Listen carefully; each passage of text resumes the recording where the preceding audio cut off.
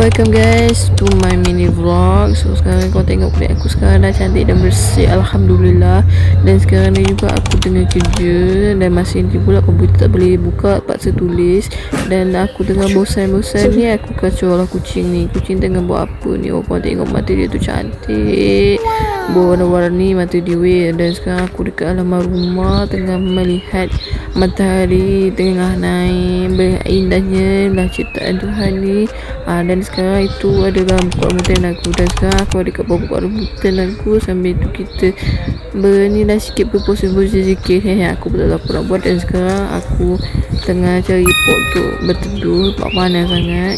Kita kat bawah pokok rambutan kita sendiri. Dan juga kita mencari suara burung berkicauan di sini. Burung dia berkicauan kat mana pun aku tak tahu, tapi aku tahu, aku rasa burung tu berkicauan kat atas pokok tu. Indah sungguh ciptaan Tuhan dengan burung-burung berkicauan ni, ya Allah. Dan sekarang ni juga kucing aku tengah main, yang warna oranye tu pula tengah main ekor maknya.